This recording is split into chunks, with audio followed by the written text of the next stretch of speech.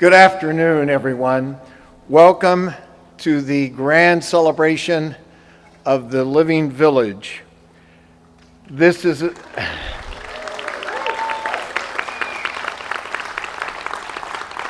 We are grateful for the presence of everyone who is with us today, and I can't tell you what this means. This event took shape when Chris Sawyer, who was the chairperson of the Dean's Advisory Council, sent me a copy of an article by Jason McLennan, and Chris is here and Jason is here, I know. There's Jason back there.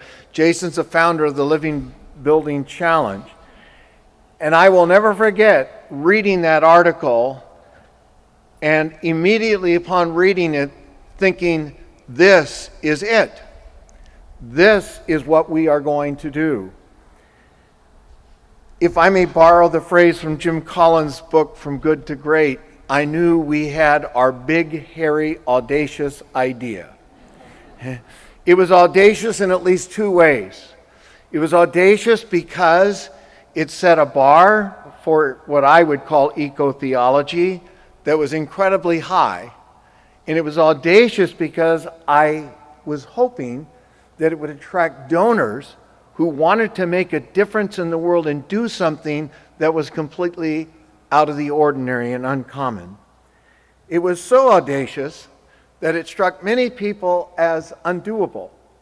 So the tie I'm wearing was sent to me by a dear friend, a member of the Dean's Advisory Council. It's a tie from Paris. It's entitled Flying Pigs. And I opened this package up, and here was this tie, and there was a note from Jake, who said, when you first proposed the Living Village, many people thought, well, this will happen when pigs fly. Pigs are flying! Exclamation point. But I have to say that these pigs did not learn to fly on their own. Two Yale presidents have had important roles. Peter Salovey and Maurie McInnis have lent their considerable weight to this project and been great supporters of it. Two Yale provosts have been unbelievably kind and generous, and I think they're both here. I don't see Ben off the top of it. There he is right there, Ben Pollack and Scott Strobel. Scott and Ben, stand up. Yes. We've gone through 3 vice presidents of facilities. It's taken a while to get this done. But thanks to Bruce Alexander, to John Bollier, and especially to J. Mike Bellamy. And I think, is J. Mike here? There he is right there.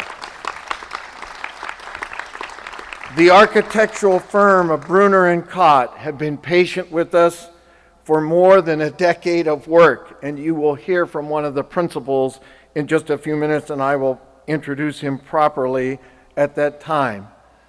The design architectural firm of Howler and Yoon, and Eric Howler is with us. Eric, raise your hand so everybody knows who you are. Listen when I explain that we wanted a building that would complement LE, the existing quad, designed by Mr. Jefferson, but it had to look to the future, not to the past, and make a statement that included everyone. And if you want, come see me. I'll tell you exactly some of the specifics, but they did it. There are no gates, as there are typically in Yale buildings. It is open, and we're very grateful for that. McLennan Design gave us our biophilic design. Jason, thank you. So these large windows that ensure a great deal of natural light, bird-proof windows, and many other features. Andropogon, and Jose is here right there in front of Eric, did the landscape that covered 4.5 acres. This is not just about this building. I'll say more in a minute. Shama Design and Construction executed the plan and built what is around you today. Do we have representatives from Shama back here in the back? They're all standing back there with their arms up. We're very grateful for your work. So I want to say, if you had a hand in the construction of this village, would you just stand and let all that, Scott and Ben standing, but all of you, architects, engineers, everybody who had a hand, please stand.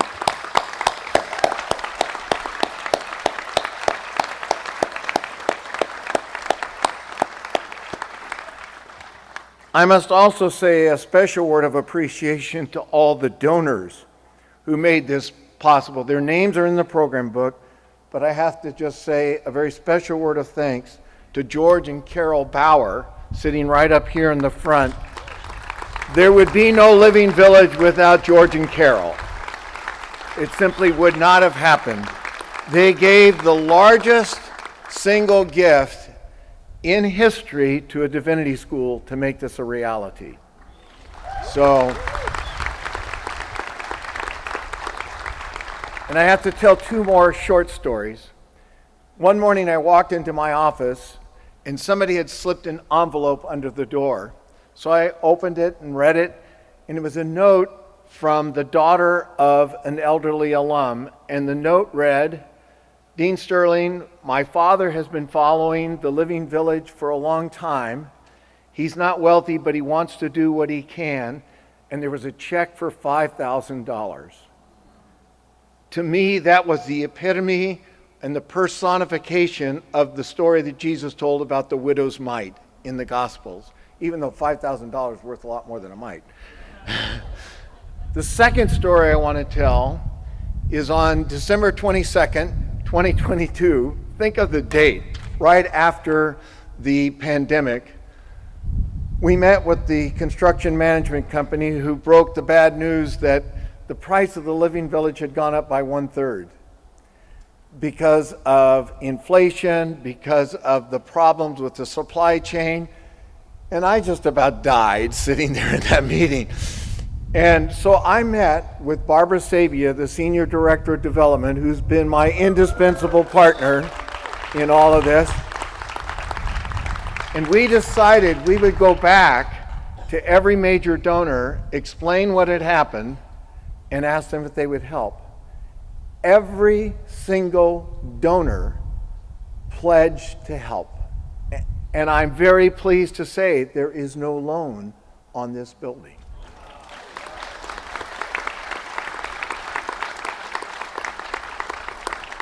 So if you're a donor, would you stand? I know this is a little awkward, but if you've donated anything to this project, your name's in the book, but would you stand and let us recognize all of you as a group, please?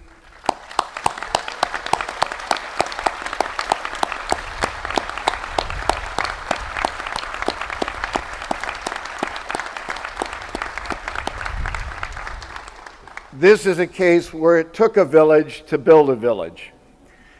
It is now my pleasure to call on an alum who was instrumental while he was a student here in ensuring that we recognize Native Americans. He is a Native American himself, to read our land acknowledgement statement. So Inoli Hall, who's here from North Carolina, just for this occasion, will read that to us. Inoli. My name is Inoli. I'm from the Shoanoke Nation in North Carolina. Thank you, Dean Sterling, for this opportunity. Yale University acknowledges that indigenous peoples and nations, including Mohegan, Mashantucket Pequot, Eastern Pequot, Schaghticoke, Golden Hill Pagusset, Nahantic, and the Quinnipiac, and other Algonquian-speaking peoples have stewarded through generations the lands and waterways of what is now the state of Connecticut. We honor and respect the enduring relationship that exists between these peoples and nations and this land. The Divinity School recognizes the role that Christianity played in colonization movements and repudiates the use of Christianity or any other religion for the purposes of oppression. We encourage all to work for justice in the aftermath of colonization and to reject racism and anti-Indigenous attitudes in all forms.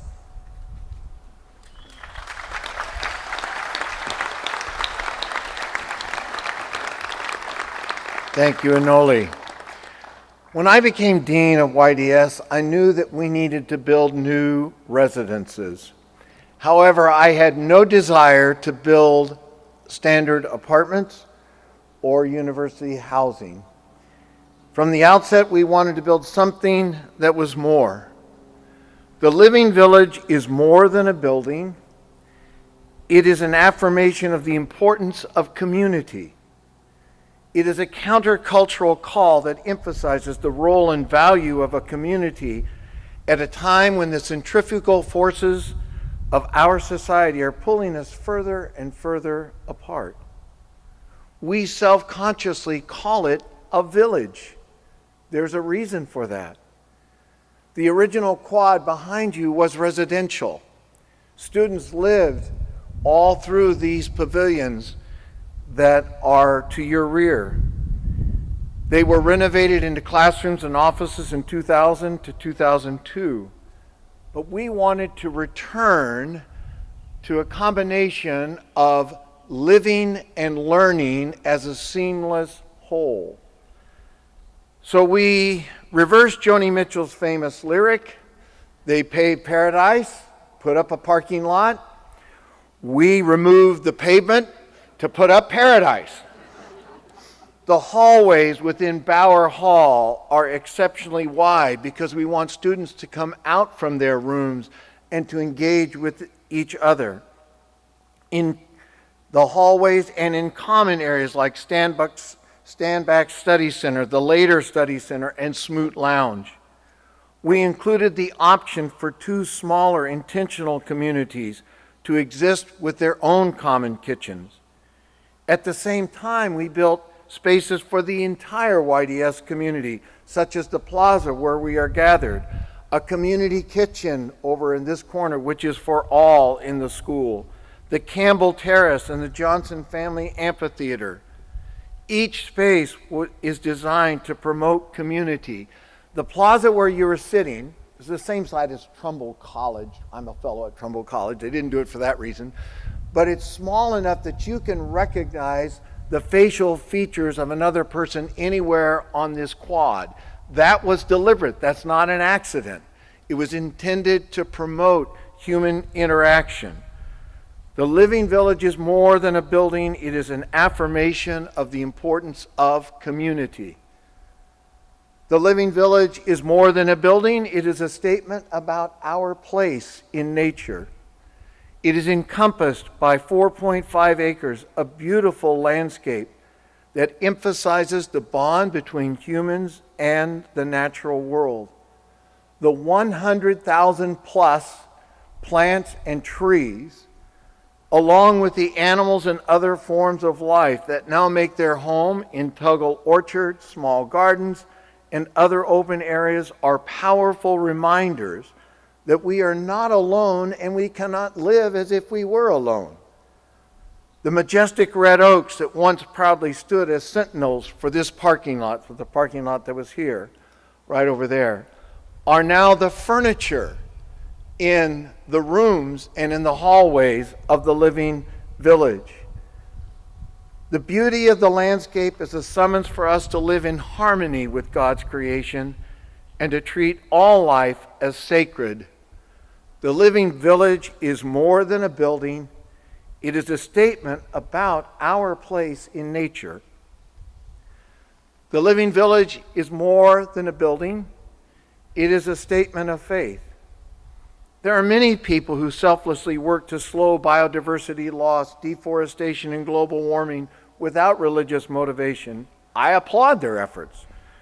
But the Living Village is at Yale Divinity School because we believe that we are answerable to God for the way that we treat our environment. A former dean of the School of the Environment said this as well as anyone I've ever heard, Gus Speth, in an interview with the BBC. said, "I used to think that the top environmental problems were biodiversity loss, ecosystem collapse, and climate change. But I was wrong. The top environmental problems are selfishness, greed, and apathy." He went on to say, "To deal with those issues, we need a spiritual and a cultural transformation, and we scientists do not know how to do that." Speth was right. The environmental crisis is not only a technological crisis and issue, it is not simply a political issue, it is a moral and ethical issue.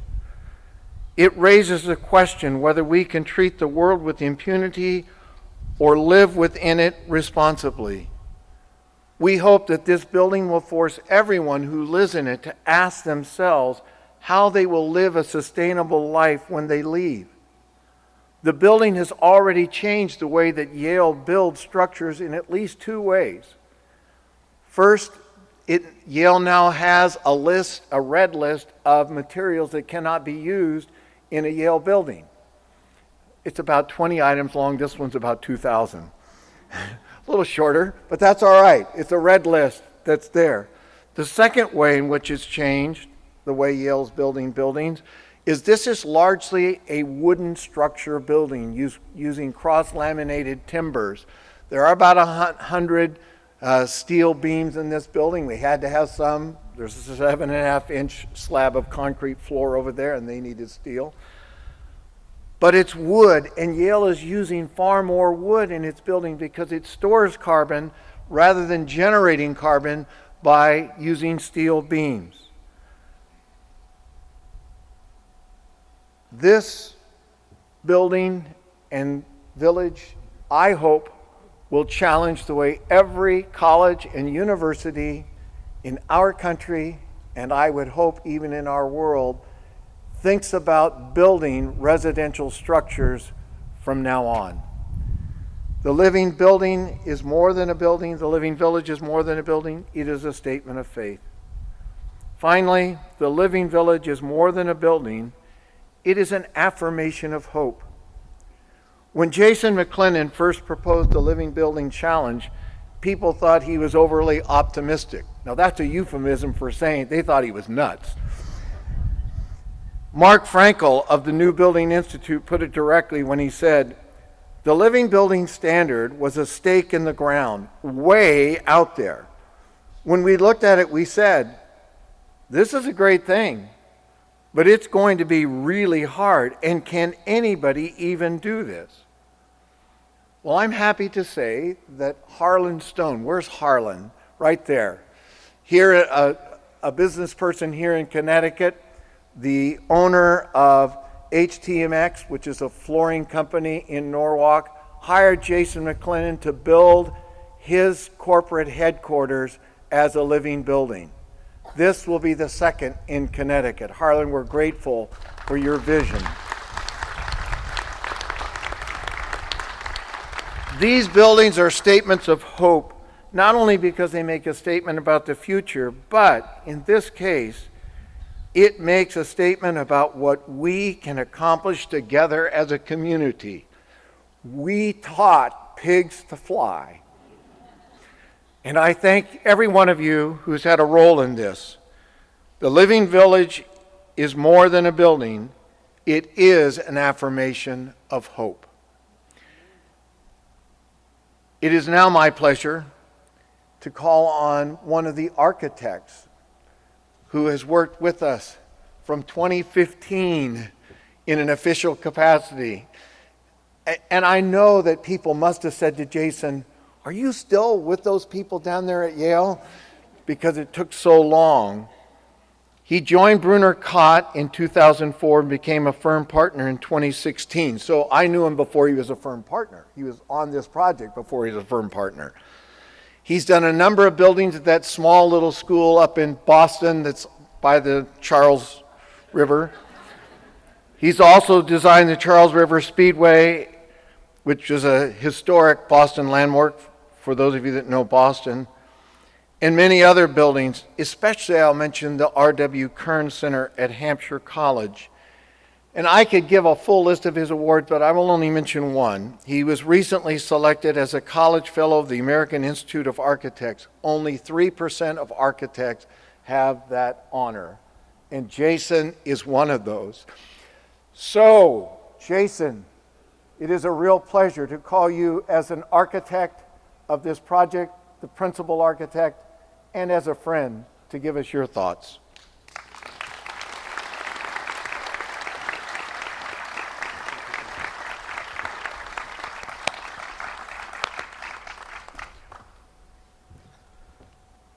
Thank you, Greg, for that warm welcome. And can we give Greg another round of applause, please?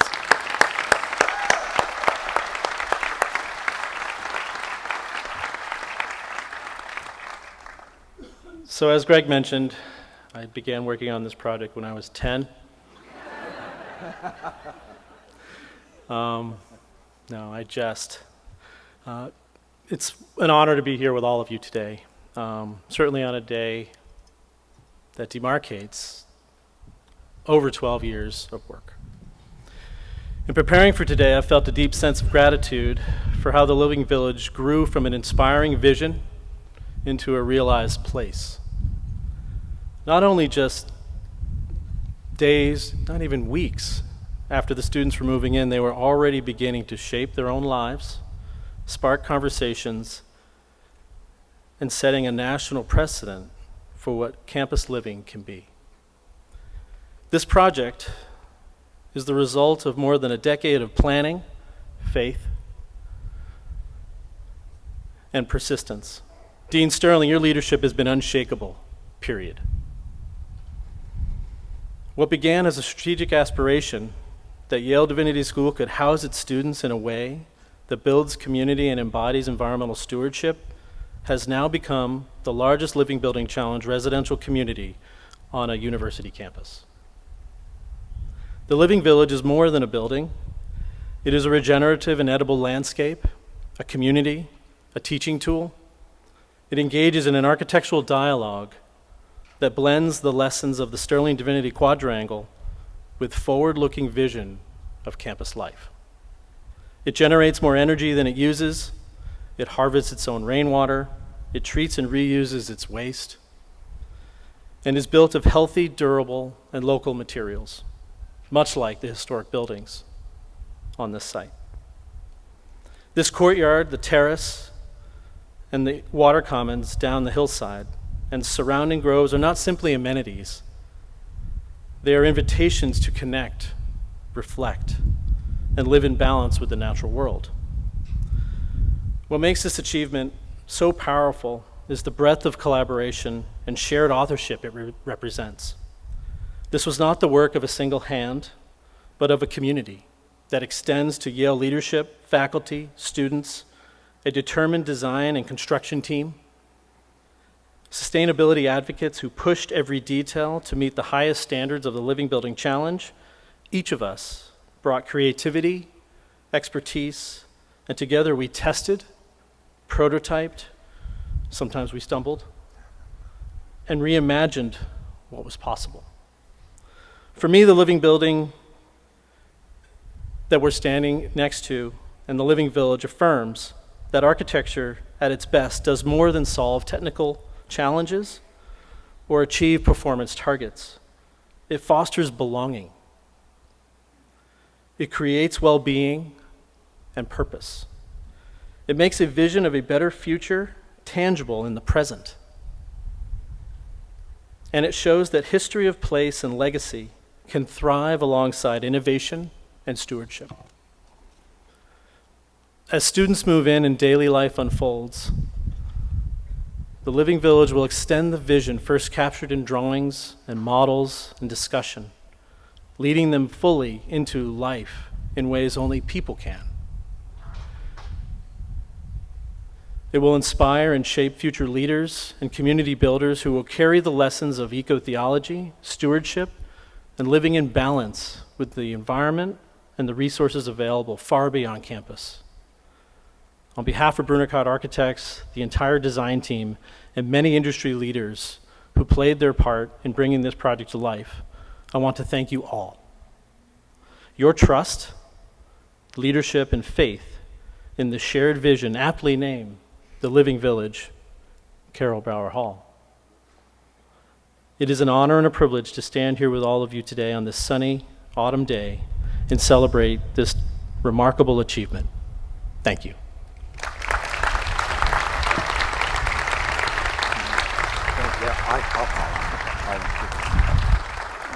We also wanted to make sure that you heard some student voices. So we have two student representatives, Spencer Beckman, who is president of the student body, and one of the residents of the village, Sheena Lefaye Cruz, are going to give us their reflections. Spencer and Sheena.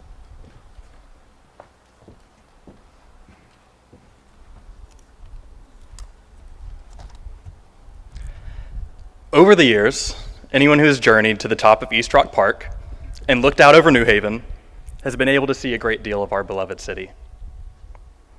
Between the Overlook and the Long Island Sound, there is much to see, much to appreciate. Amongst the many noteworthy signs are a number of steeples, including one signature spire sitting high above the rest atop Prospect Hill. Almost naturally, one's eyes are drawn to Yale Divinity School by a symbol of great significance. Friends, we're here today to celebrate an impressive new structure, one that I'd suggest is equally significant, and one I can readily assure you is also visible from the top of East Rock Park. In terms of our community's architectural footprint, Bauer Hall at the Living Village has undeniably changed, dare I say improved, our neighborhood. In a strictly physical sense, Bauer Hall is a perfect addition.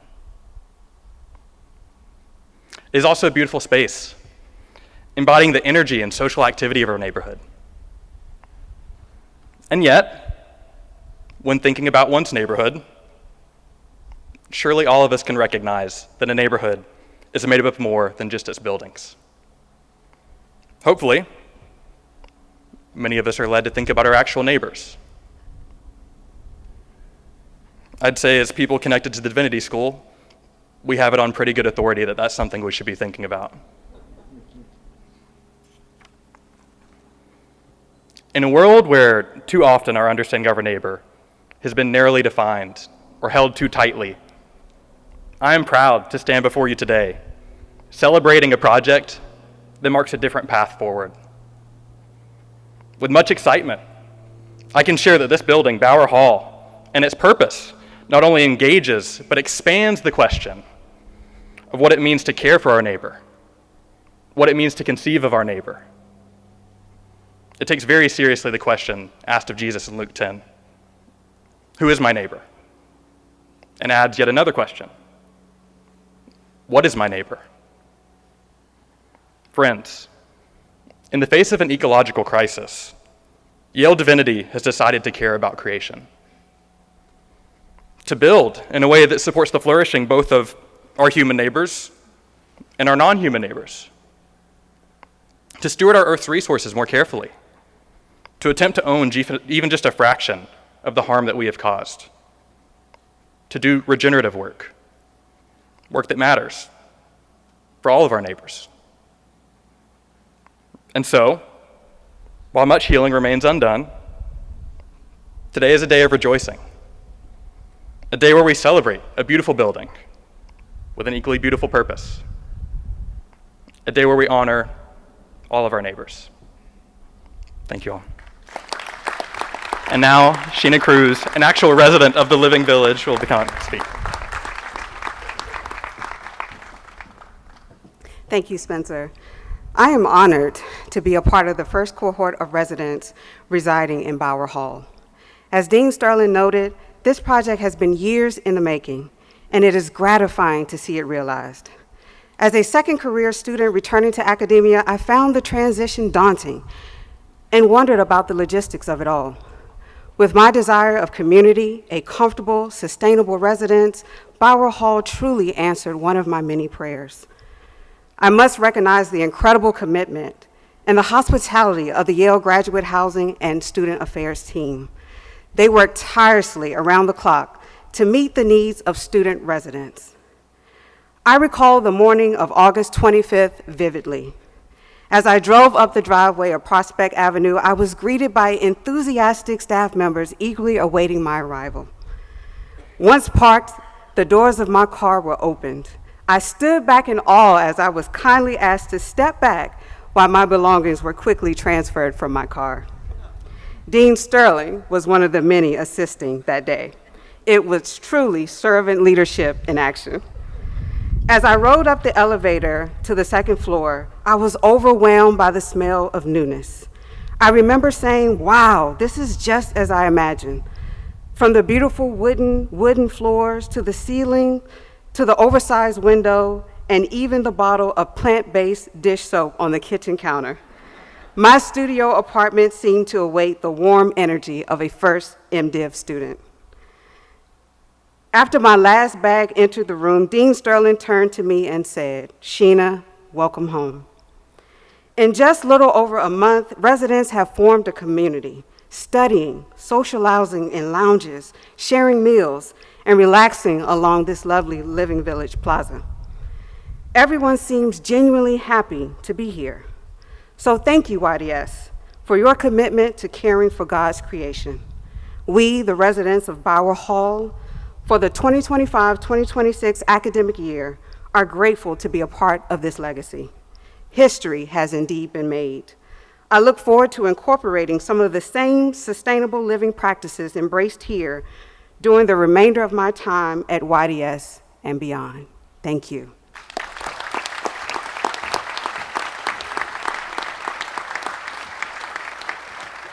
Thank you, Spencer and Sheena.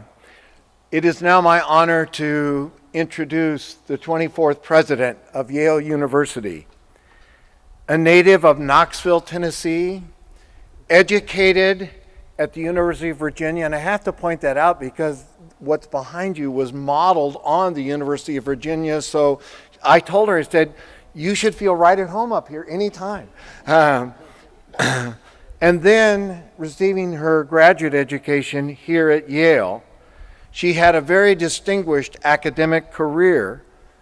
2 of her books won multiple prizes and very prestigious prizes, including prizes from architectural associations and from a landscape society. So she knows something about buildings like this, about architecture.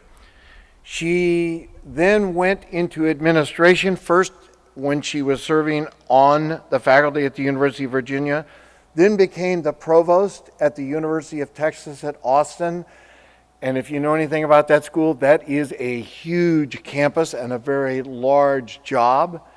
And then became the 6th president of Stony Brook University, where among other things, she became the inaugural chair of the New York Climate Exchange, was responsible for Governor's Island, that's a 172-acre island in New York Harbor, and they were planning 5 buildings, which would all be living building, meet the living building challenge on that island, until Yale tapped her to return home to serve as our 24th president.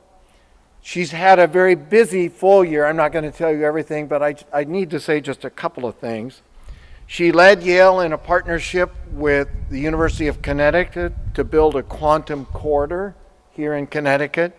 She launched a fellowship for local teachers with New Haven partners, and something that's not evident to all of you, but those of us on the inside know, she has been tireless and without fear in going to Washington, D.C., and in representing not just Yale, but higher education in front of federal officials in the House of Congress and beyond.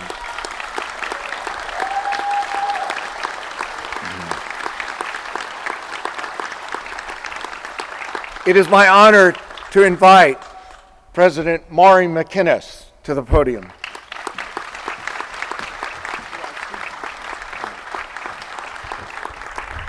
Good afternoon, everyone. It is such a pleasure to join you all for the grand opening of the Living Village. I couldn't think of a more fitting way to kick off Yale's annual celebration of Sustainability Week. This project has been 13 years in the making. What began as a seed of an idea in 2012 is now, at last, a reality. The largest fully regenerative residential complex of any university campus in the world. So let me begin by just saying thank you. Thank you to Dean Greg Sterling for his vision and persistence, and I think Greg deserves another round.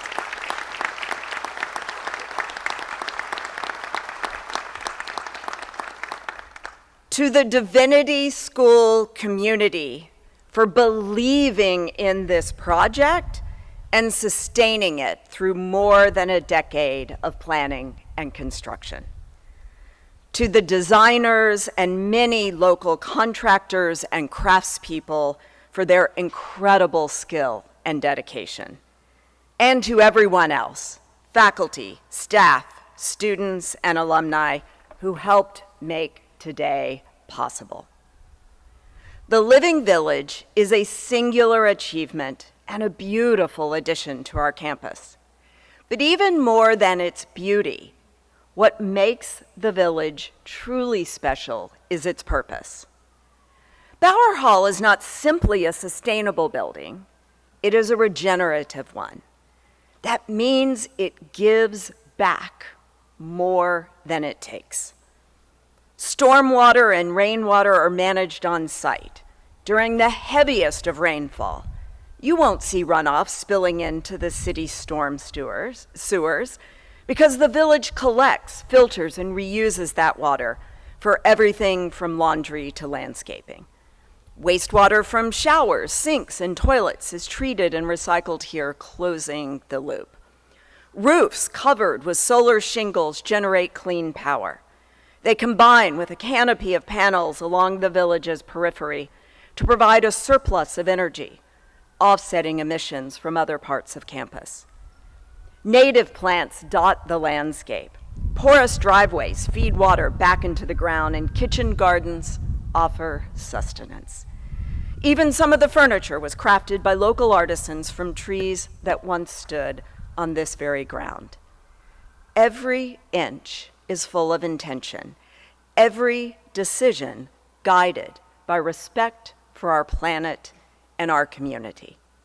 Now, as Dean Sterling said, I went to the University of Virginia as an undergraduate and then was a professor there for nearly 20 years.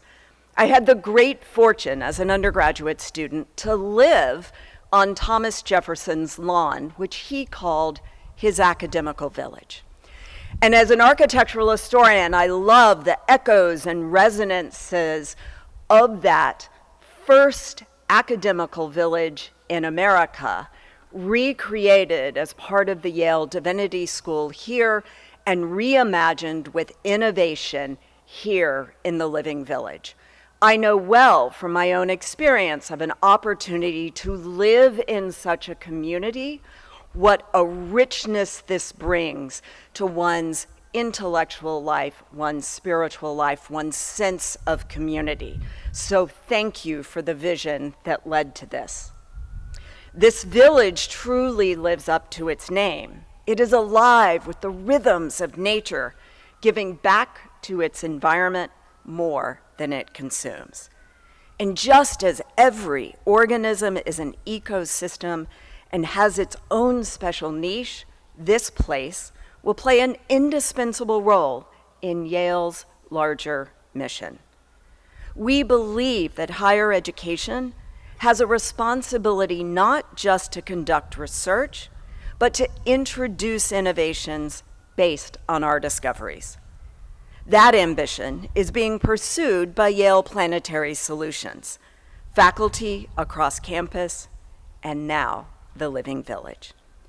Ultimately, this spirit of this village is the spirit of Yale. because a great university should be regenerative. We should give back to our nation and our world more than we take. And we should empower new generations of leaders to go out and tackle today's toughest challenges. That's what Yale has always aspired to be. And here at the Living Village, that aspiration takes physical shape. In timber and terracotta, in sunlight and soil, and in the lives of the students who call it home. May the Living Village be a home of learning, a haven of faith and fellowship, and a reminder of our mission to move humanity forward. Thank you.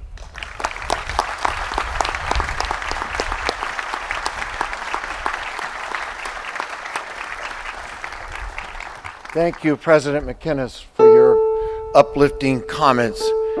We want to conclude our ceremony with the litany of petals and ribbon ceremony. Just as we altered the groundbreaking ceremony by converting it into a ground healing ceremony, we want to do something different with our ribbon ceremony. We have two unusual features as a school, something that just sets us apart among divinity schools. One is the emphasis on eco-theology. Not only the building, but we have 3 different academic programs that give students recognition for studying religion and the environment. A second is an emphasis on the arts. We've long had this tradition, thank you to the Institute of Sacred Music and our partnership with music. The Dean of Music is sitting right here in the second row. And so we want to combine the emphasis on eco-theology and an emphasis on the arts in this final ceremony in a different take of what a ribbon ceremony should be. The program was created and will be led by 2 alums.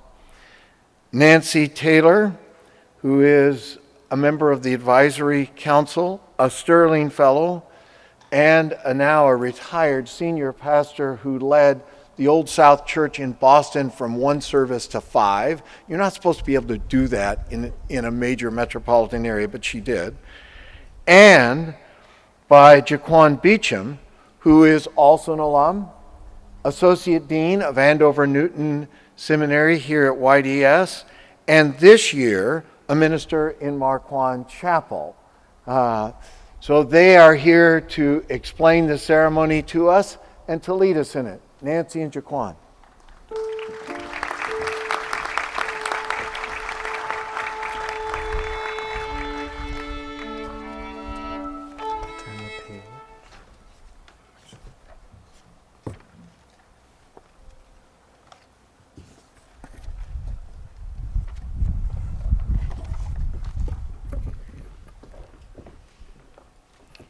The Living Building Challenge is organized into 7 performance categories. These are symbolized by petals. Together, the petals function like a flower, taking from and giving back to their environment. At today's ceremony, each petal is represented by a piece of ribbon. Each of its colors are drawn from the wide array of plant life here at the Living Village. The plant petals are place, water, energy, health and happiness, materials, equity, and beauty. The knitting together of these ribbons symbolizes the profound act of people joining together in community with one another and the natural world. We turn now to what we do best as church: bless and hallow, consecrate and sanctify. As God's creatures, we are made to bless, and by our blessing, to bind ourselves to the object of our blessing, and also to the community of those on whose shoulders we stand, and those who will follow us. And we will do so with all the love for God's creation with which we have invested this village.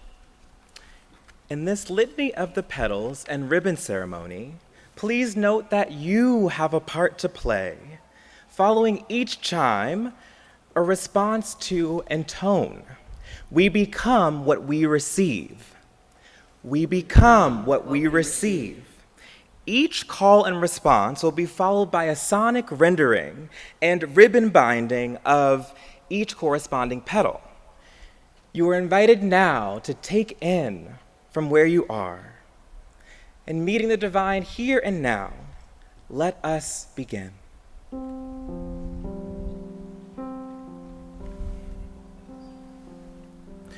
Behold the feeling of place.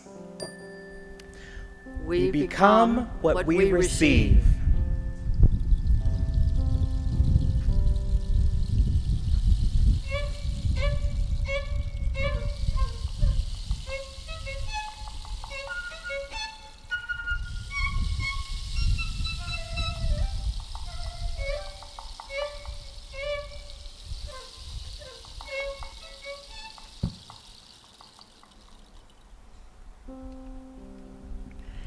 Behold the element of water.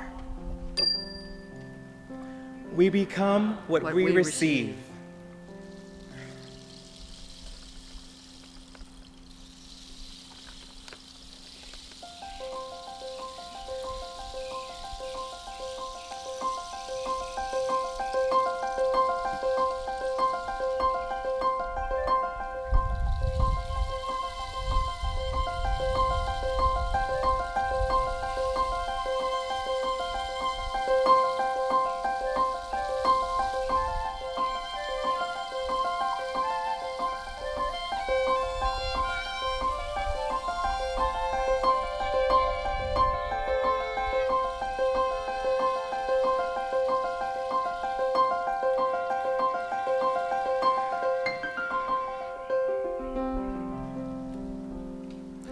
Behold the power of energy.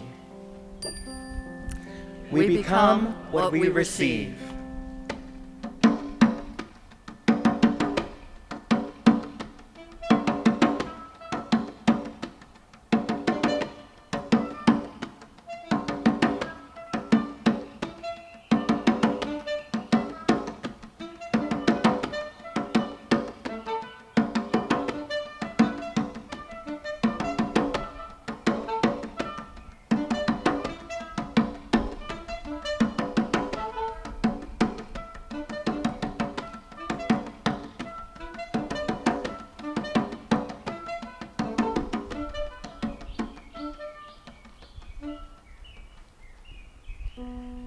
Behold the attributes of health and happiness.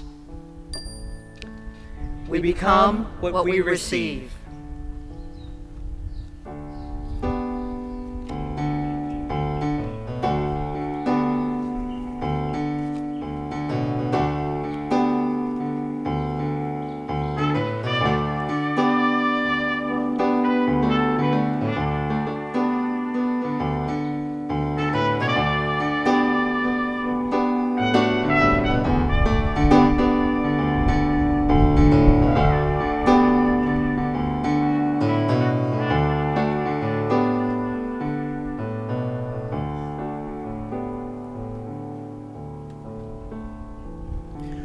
Behold the promise of safe materials. We become what we receive.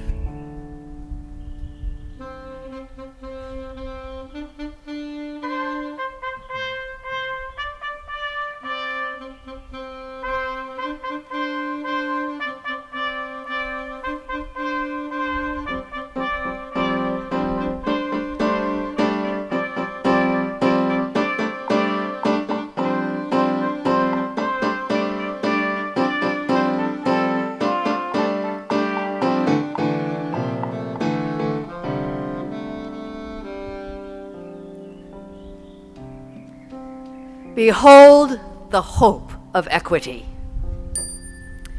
We become what we receive.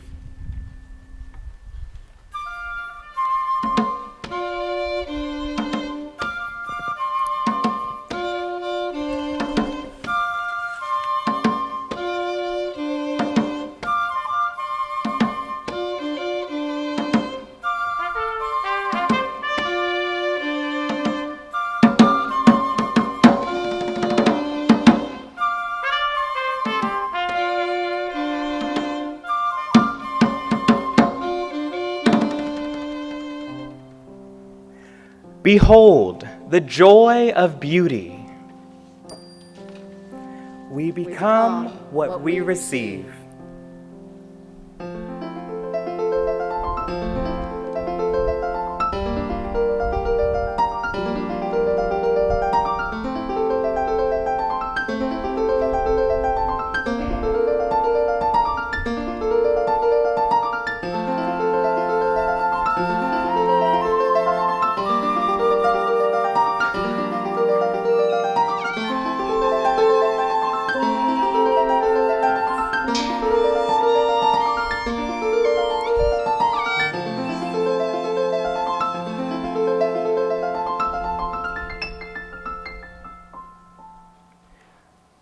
Will you join me in a posture of prayer? Father God, Mother God, Creator God, we acknowledge your sweet spirit here on this plaza. We give thanks to you, Holy One, and to our tree and plant kin, for we receive the oxygen in our lungs from each of them, our ecological siblings.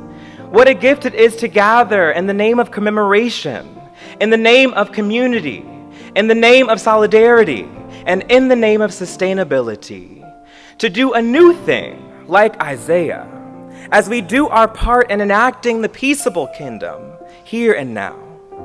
God of the cosmos, God of creature and sky, perennial presence, equip us now for the task at hand, as we take up this challenge you have called us to at a time such as this.